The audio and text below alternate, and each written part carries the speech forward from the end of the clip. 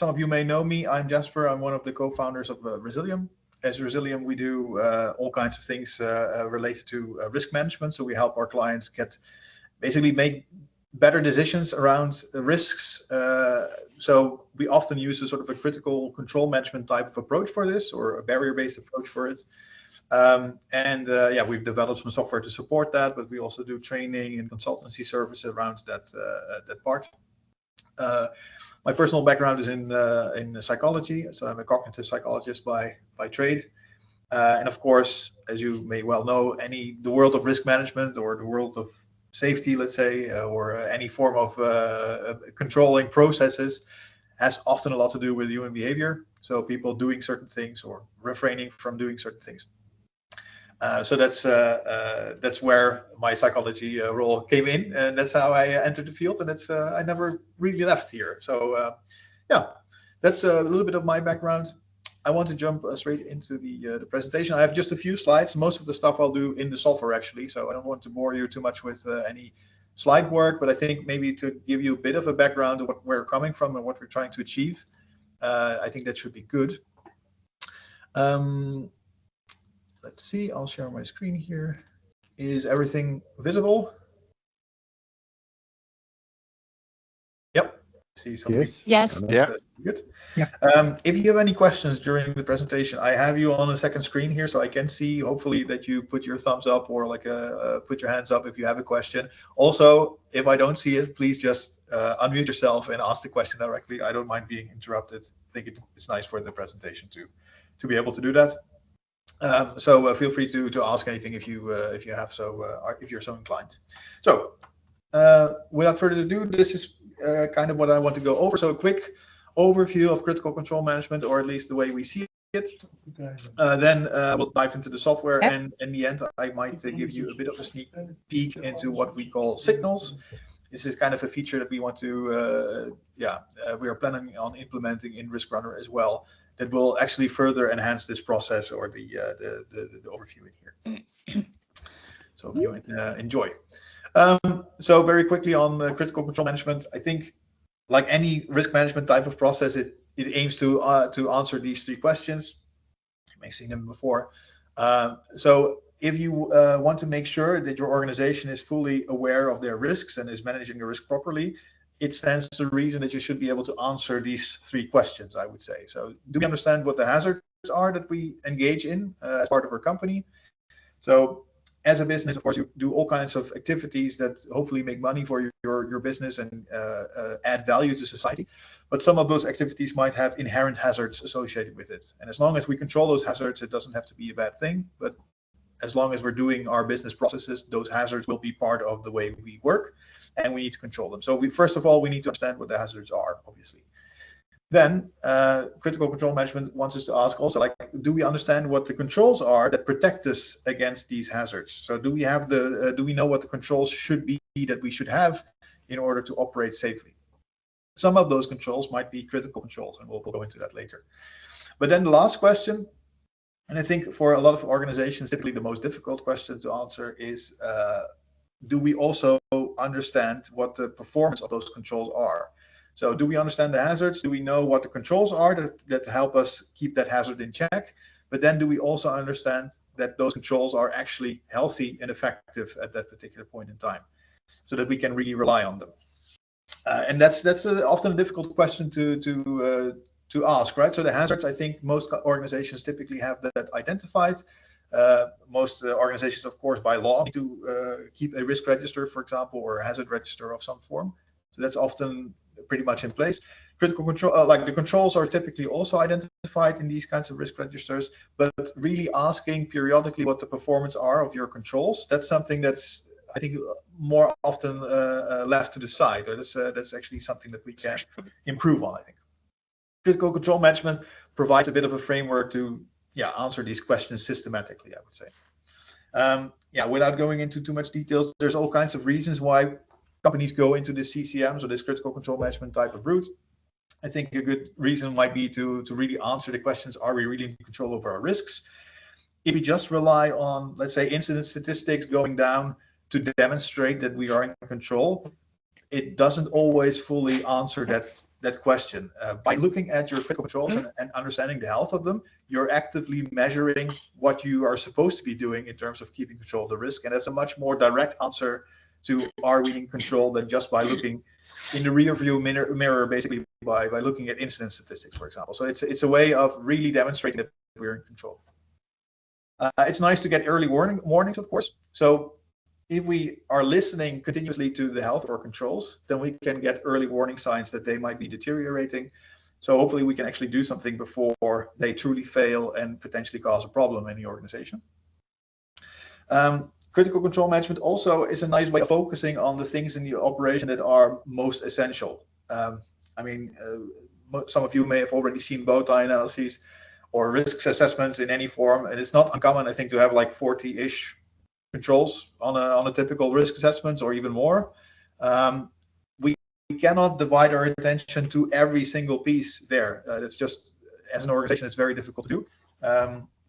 Critical control management helps to focus on, or helps to sift perhaps which of these controls are the real, true, essential ones. So we can focus attention to that, the most essential ones, basically. And it helps to focus the energy to where it matters most, I would say. A nice thing is as well, I think critical control management can be beneficial if you're operating, let's say, the same type of operation in multiple different areas in your organization. So maybe multiple sites or multiple departments that are dealing with similar risks, but in a slightly unique, different way. Using exactly the same risk assessment for all of the sites is probably not a good idea, because then you're sort of making blanket statements that everybody should adhere to that.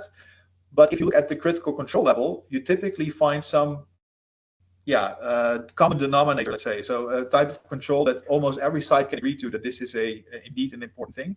And then at that level, you can actually share experiences more easily than just saying that we have all the same risks. Yes, that might be true, but it's still like at the critical control level is a nice common ground area, I think, where we can share more direct experiences with. So also from that perspective, CCM can be beneficial.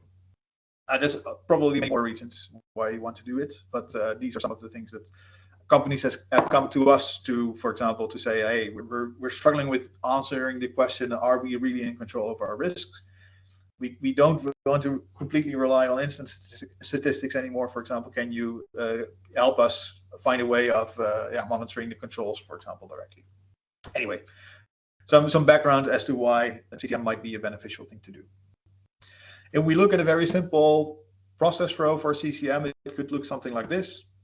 So first of all, it starts with that first question, basically, what are the hazards?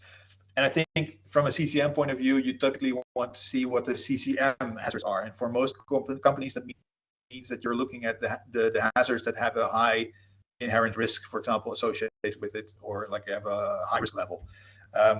In your company, you might have 120 different hazards, but only a few of them are probably big enough to warrant going through this very elaborate process. So typically, we want to first sift out the most important hazards and then start the CCM process for the most important ones. In some organizations, for example, they choose to only include hazards that may have a fatal outcome, for example, so like a fatality focus type of thing.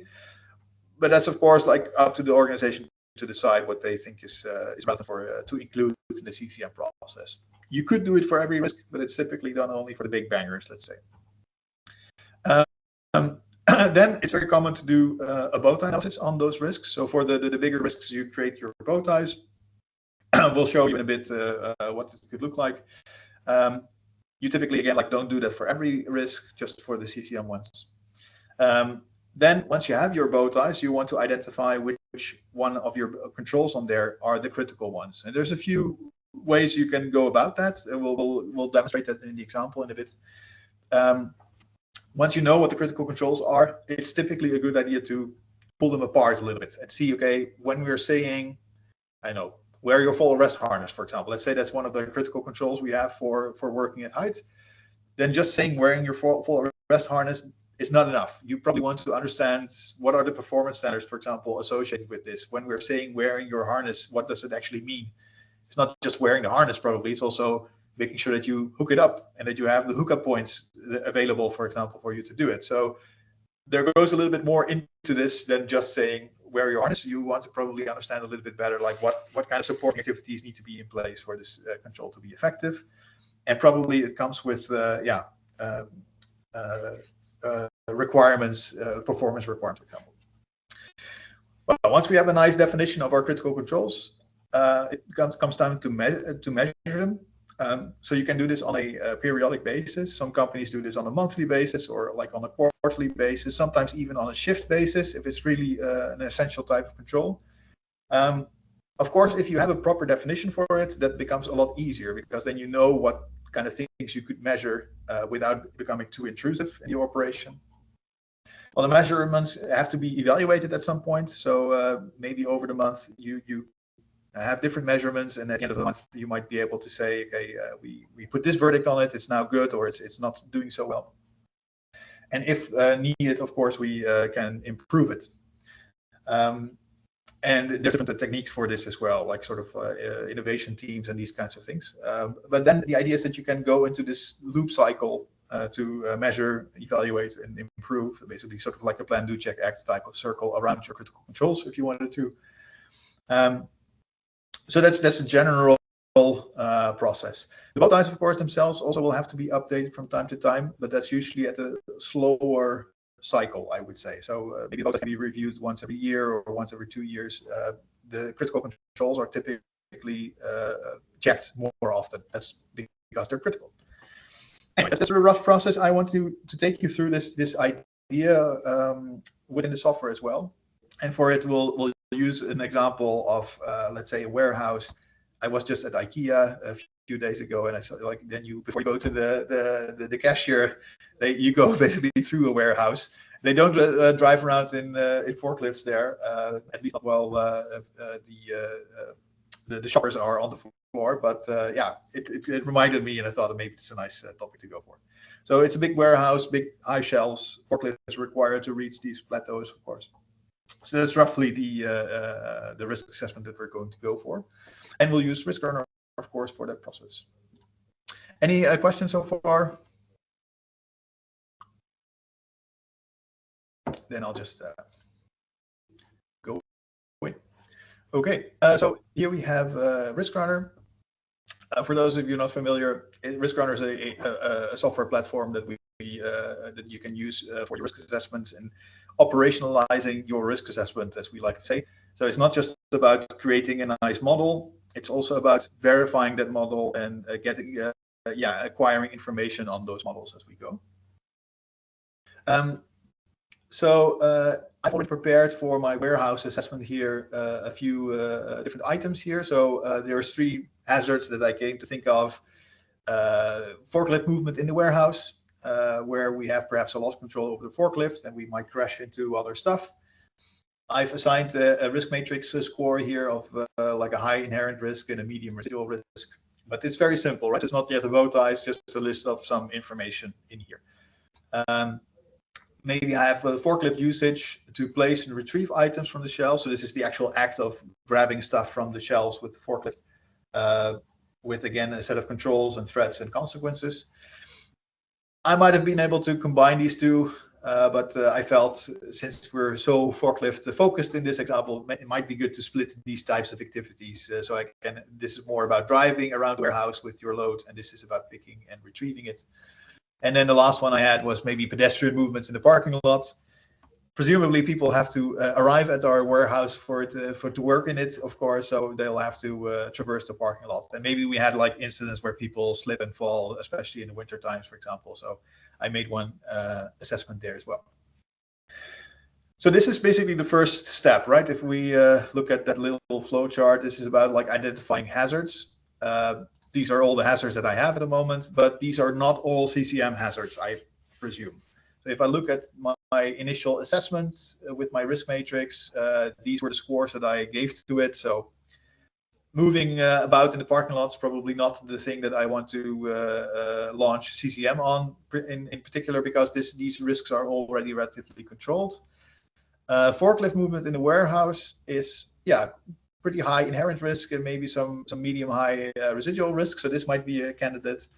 And the last one is, intolerable and high risk. So apparently this is one of the riskier activities that we do. So this is probably also like the first candidate that I would go make CCM a process for.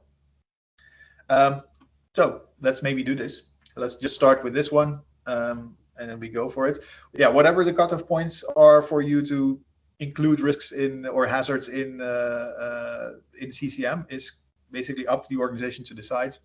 I now say anything with a high residual risk I will include. I can also filter on that, for example, in the software to say I only want to see the ones with a high residual risk, and I can find the ones that I need.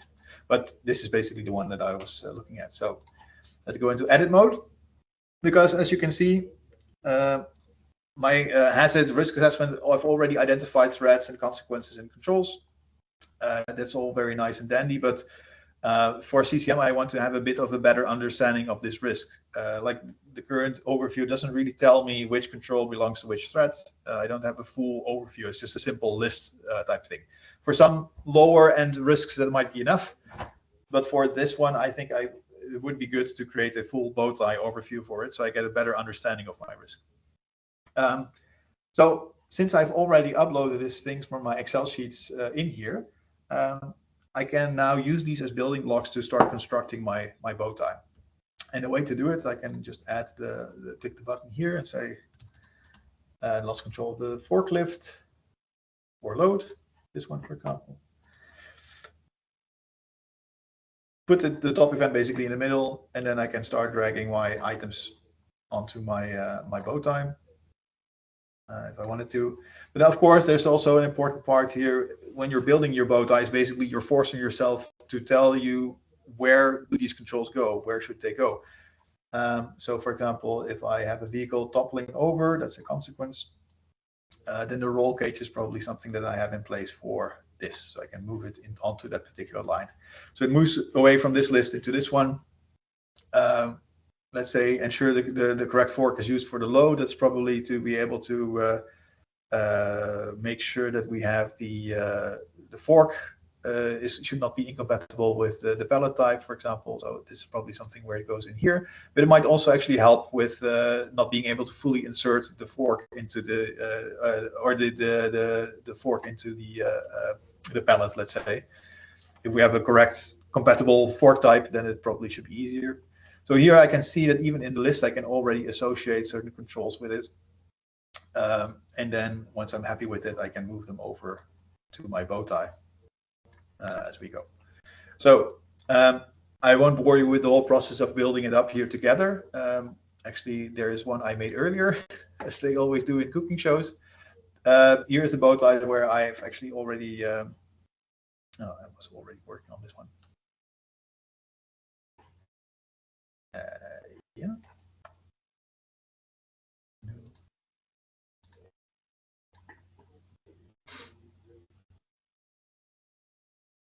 Let's see, warehouse 2. I can go into my hazards and into my fully fledged bow tie here. So I've upgraded from my more hazard analysis type view to a more bow tie type view. So this tells me already a little bit more about which controls fit on which line, which will help me identify what the critical controls are.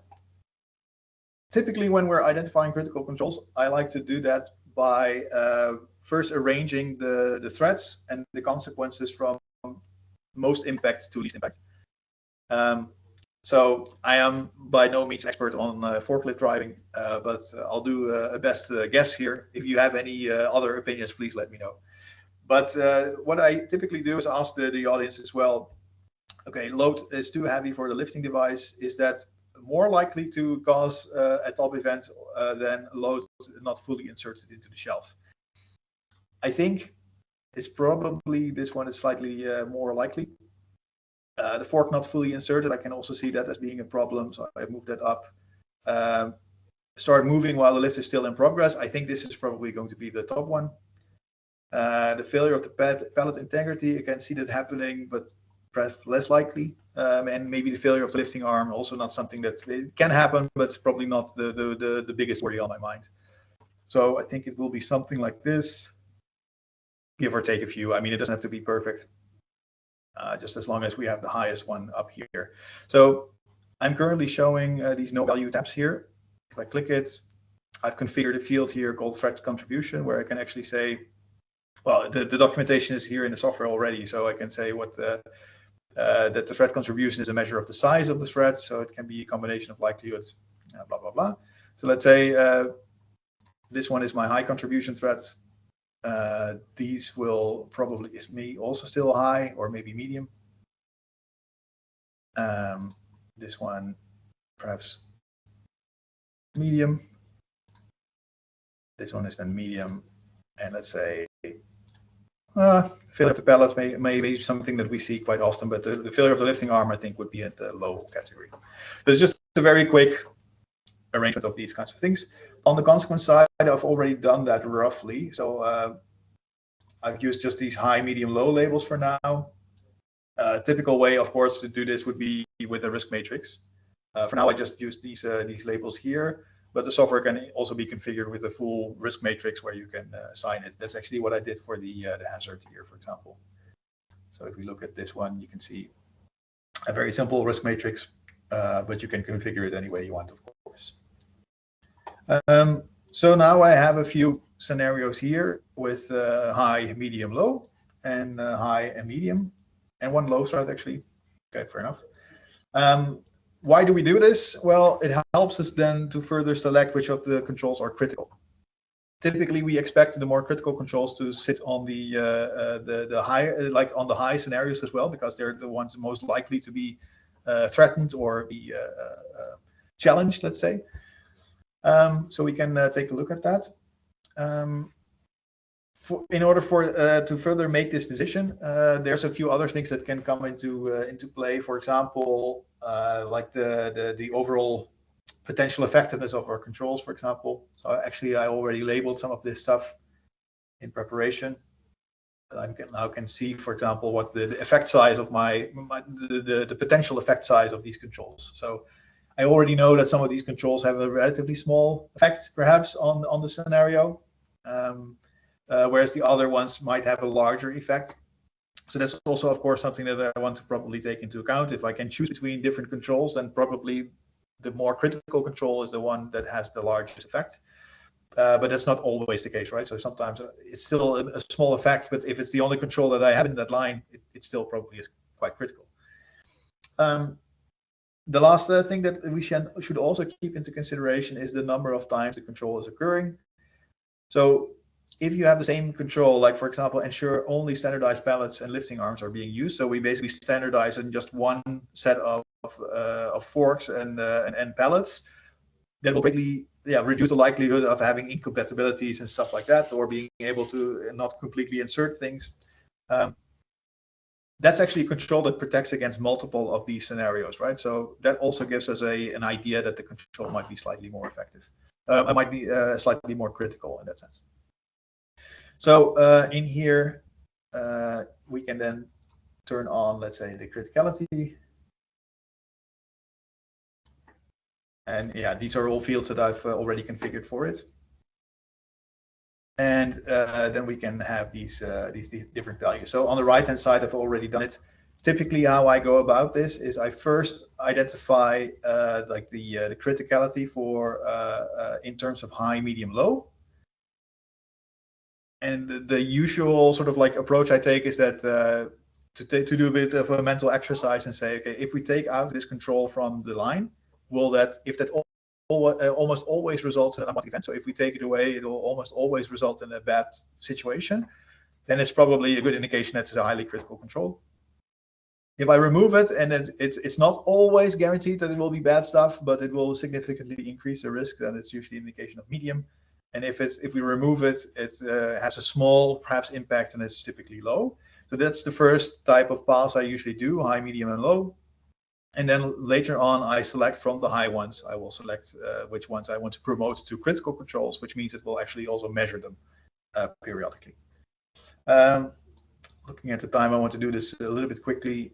So let's say the speed limiter, when the lifting arm is extended, I can see that it's quite a good effect. So maybe on this one, it's quite a critical one. So I'll put it to high. Having realistic schedules, I think, is also important, but it's maybe not something I can always super hardly control. So I'll put this one to medium for now. Limit the digital driver's distraction. I think, yeah, it's important to do this, not just for this one, maybe also for these kinds of things, but maybe not the only thing I want to rely on. So I'll put it to medium. Using the standardized pallets and lifting arms is probably an important one. So I'll put this to high. Yeah, having the camera to check might also be an important thing to do, because it's also one that I have on multiple lines. So I think using the camera is probably good. Ensure the correct fork is used for the load is probably also an important one. Well, and we can go through the process like so. As we go through the bow tie, as you notice, perhaps if I assign one value here, so this I make this one critical, then everywhere else in the bow tie or in my analysis, basically, it doesn't have to be a bow tie, it could be a barrier used elsewhere. It will automatically update that value as well, so it keeps that in sync. And then I can make sure that that's basically everywhere the same. Let's say I want to assign a few of these as critical controls. So maybe this one I'll make a critical control because it's on so many lines. And I probably also want to make the perhaps the speed limiter a critical control. Or maybe I should have like the realistic schedules or something like this, or whatever I select as the critical control, I'll bombard it as such. Yeah, let's keep these ones for now. Of course, we can, in a normal workshop, we would take more time to identify these kinds of things. But this is one way of doing it. Typically, I am aiming often for like 2 or 3 or maybe 4 critical controls per bow tie, but not a lot more. There is always a bit of a tendency, I think, to make everything critical. If you're not careful, like because all these controls are of course important, right? Otherwise we wouldn't put them on the bow tie in the first place. But there's just we do want to make a shift between what's really essential and what's still important to do. So even all the other things that we don't make critical controls, we should never forget about. But it's just like these critical controls, we want to make sure that every time we go through, do this operation, that these controls are the best they can be. So for now, let's say these are the critical controls that I want. You can always, when you're assigning these values, you can leave a comment in the software as well as to why you have elected this one to be critical. And you can leave that as a comment, and the software will keep that, that information locked in as well. For now, I'm happy with it. So I have my 2 critical controls. For now, that should be enough. So I'll finish it and save the information into my library. So this one has now become a bow tie. If I go to the movement in the forklift, yeah, we haven't touched this one yet, so it's still the same. You can see that a few of these labels have now popped up, because this is actually a consequence that we've also seen in the other assessment as well. So that's why they automatically link. There is then a question, of course. So now that we know that our bow tie looks like this, and these are our critical controls, we might want to set up a schedule where we periodically ask our people, like, how are our critical controls performing at this particular point in time? Maybe we want to do that on a monthly basis. So Riskrunner can actually help you set that up through the means of reviews. Here we go. So a review is basically you changing your bow tie or updating your bow tie based on your opinion. You can do that as a one-off. Basically schedule a review, let's say in November, to do our full review of our bow ties. That could be done, but you can actually also schedule them. And the scheduling allows us to basically plan on the monthly basis, let's say always on the 25th of the month, we do a quick checkup on the critical controls.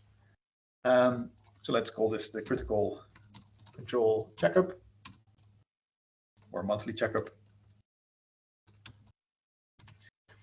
Well, I can choose between a normal review, which is basically updating the entire bow tie, or I can choose a field review. And actually, we'll do this one for now. The fields review will not allow us to change the whole shape of the bow tie. It will just allow us to update certain fields on it. So, for example, the performance of it. So we assume that the bow tie is good enough as is at the moment. We just want to get feedback on particular controls in this case. So please provide your feedback on this. Please provide your feedback on the performance of this control at this during this month. Okay, so that's when people receive an email to help us with this this review. This is what it would. That's the kind of message that it will include in it. So now we have to configure it. So let's say for this review, we want to make sure that people give us the performance of our controls. So it gives me a little overview of what they can then pick from. So apparently they can say it's performing as expected, above expectation, below expectations, or maybe no performance. Like if they don't have any data on it, they can say so. Go next. And then we have to include which controls we want to include in this overview. Well, since we've already highlighted some of them as critical control, we should be able to find them in the filter here. So there's actually only 2 to go for now. So I'll include those into the assessment. Click next, and then configure how often it needs to be done. So we said like on the 25th, they get 5 days to complete it. We'll do it once every month on the 25th. And it's, well, never ends. So maybe we'll say, oh, we'll do it for a year. So we'll do 12 months. Then I can assign this to a person. This could be anyone who's in the system. For now, I'll just assign it to myself. But this basically means that you can, for example, make sure that when it's time to do the review, like on the 25th, it will send out an email notifying you that some review has to be done. Click save. And I have now set up this schedule. If I click activate, it means that the schedule will now become a reality, and it will start sending out emails when the time is due. And to give you an idea of what it could look like, I can already see that now for the coming 12 months, I have some work to do. My reviews haven't been, I don't think I can already enter it right now because it's not the due date yet. But basically what it would look like, I can quickly show you.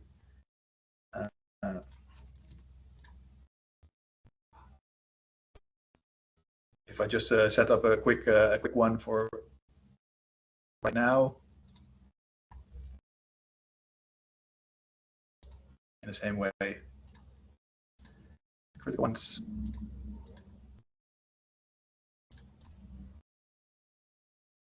I can start it immediately because this is not scheduled. And then I can, as a user, basically say, okay, the use of the standardized ballots, as expected, or maybe we can say, well, this is actually below expectations. We've seen a supplier not adhere to our ballot standardization. So people have been giving us stuff that is not good, or maybe the speed limiter that is maybe is as expected. So we save this, and this information is then automatically. Well, let's finish it first. I'll finish it. That information is automatically displayed in the tool as well. So if I can then go to my critical controls and go to these are not critical controls. Here is one. I can then show the history and see, okay, at what point in time. Oh, this is for critical control. I want to see it for performance.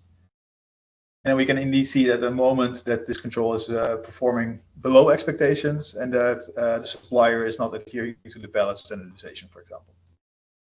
So I can actually also show that directly in the with performance in the bow tie. Like so. So these are below expectation, and this is within expectation. So I can immediately see within the bow tie view also which of the controls are affected by this. The other ones aren't showing anything yet because I haven't filled in a value for it, but of course we can do the same thing there as well. That's generally like the process I wanted to show. I'm already a little bit over time. To give you a bit of a sneak peek, what we'll do in the future as well is that yeah, for now, when we're assigning these values, we're just basically saying, okay, this is the verdict of what the performance of the control is. We're introducing something called signals in the near future, probably somewhere over the summer. And the idea is that you can then listen on multiple channels. So maybe like some toolbox checks where people spout their opinion about one of the critical controls, or like in a shift inspection, for example, could be one of the sources. Or maybe you have incidents related to some of the controls, or maybe you have maintenance data from SAP that has multiple entries on the performance of the controls.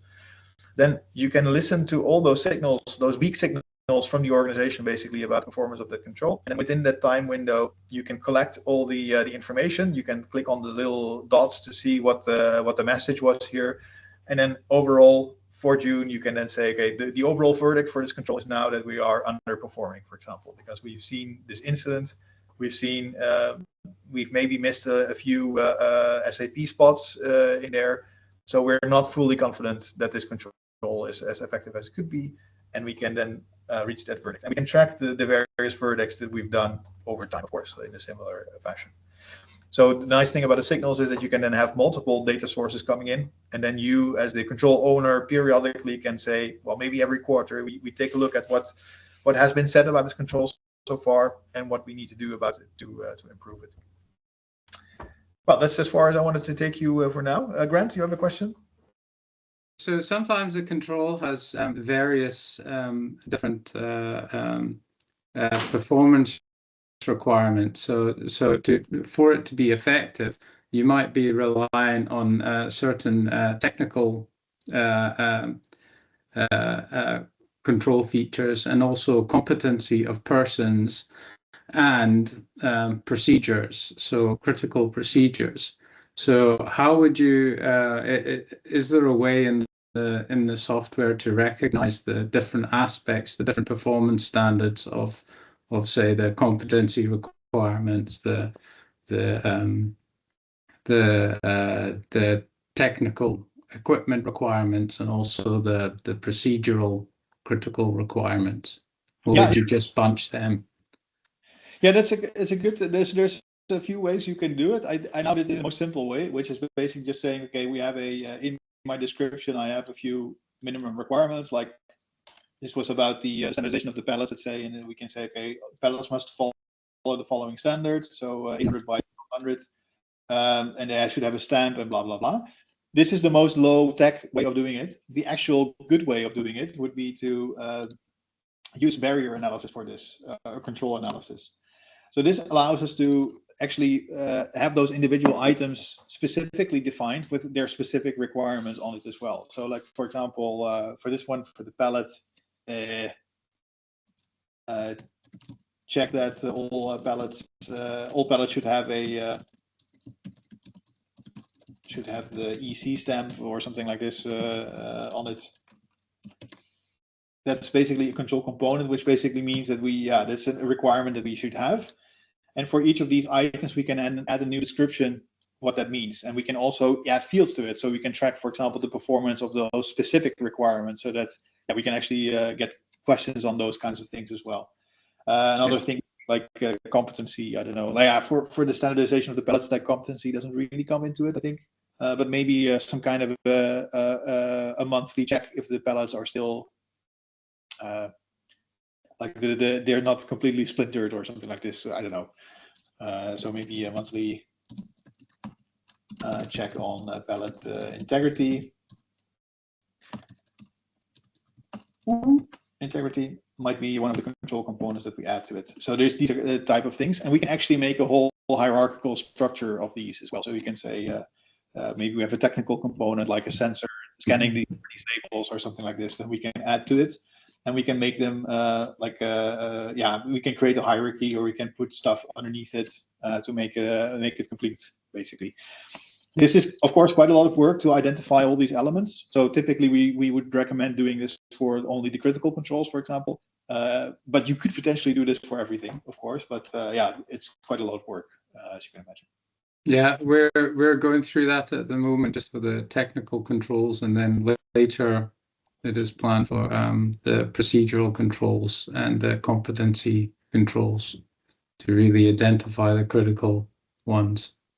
Because well, it's the performance standards of those controls. Yeah, exactly.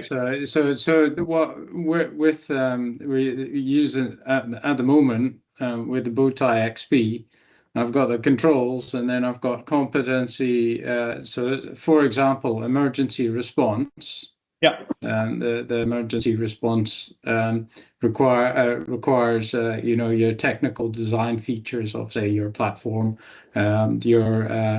your well, and the equipment related to that, then your competency of your people, and then also your procedures, your emergency response plan, etc. So yeah, it's for it to be effective, that control, it needs a lot of different aspects. Yeah, and it needs to adhere to. So we would use those barrier components or the control components to do that basically. Yeah, it's good. Yeah. And this is Karel speaking. In the previous session with the Riskrunner, we seriously gave this an attempt, and you really can per vertical competence, you can make a kind of skill assessment, add a description in it, and really define if a person assigned to that activity is competent, yes or no, and also put a kind of refreshment frequency to that. So that's all possible. Yeah, it's pretty cool. I think it's quite powerful, and I think that's also where I think some companies struggle. Like if you look at the just naming the controls is of course simple enough. Often, you can all just write in the words, but then actually thinking about what does it actually need, what do we need to have in place for this control to be successful, like what competencies, what technical requirements, all these kinds of things. Then the devil is typically the details. So it's important to, I think, go through that motion and then identify these kinds of things. So thanks, Karel, for your experience on that as well. Any other questions?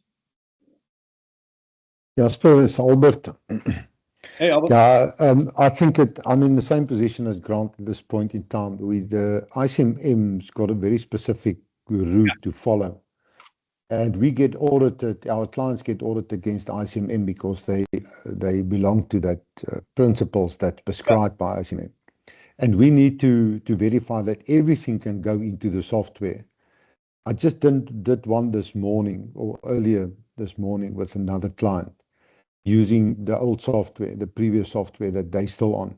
Yeah. And it's a real challenge to get everything into that so you don't start to create extra documents, because this is what we're getting to now is we do the Bowtie software, then we create another piece of paper which is or Excel spreadsheet or whatever to generate the performance standards, and another one for verification standards, another one for, and we want to stop that. And that's what I said from the beginning, from our first meeting. I said, we have to get a Bowtie that can capture all the information. The only thing we need to do is to print the report out of it. Yeah, I fully agree, because otherwise it will all automatically at some point go out of sync, right? So you change the Bowtie and then you update documents. Absolutely. Yeah, and you need to take the picture that the client sees should be either the small version without anything in it, like what we started off, and then the big version, which you can open with all these verification controls and things that you have to put into it. Dependency controls, I think you know that we speak of dependency controls and supporting controls and things like that. And it makes it difficult, and I see what you've done now on the barrier analysis. You can add those subheadings in, and you can just add the information on it, and even in the description or whatever you can add. So it makes it quite user-friendly at this point in time now. Excellent to hear, Albert. And I think also the ICMM is a great shout out. I think it's actually a very good standard, like also like in terms of like the performance requirements that they suggest implementing. I think they recently released their new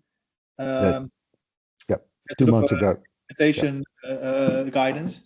And I think they have a nice like a little table per critical control of information that you should have to be able to verify, right? Yeah. The only thing that they did, they took the selection criteria out of it. At least it thinks that that diagram that we had in the previous one was taken out. It looks like they let it over to the companies to make their own decision around it. But it's still good. It's still a good document. The latest one is excellent. It's basically 100% in what we tried to get in place in the last 5 years, and nicely aligned with our systems that we use in South Africa now and in the rest of Africa. So I see a good document. The only thing that we miss now is that we need to indicate that we only use act-object technological systems per definition in the Bowties, which is different, like things like supervision and checklists disappear out of the Bowtie. They become verification controls.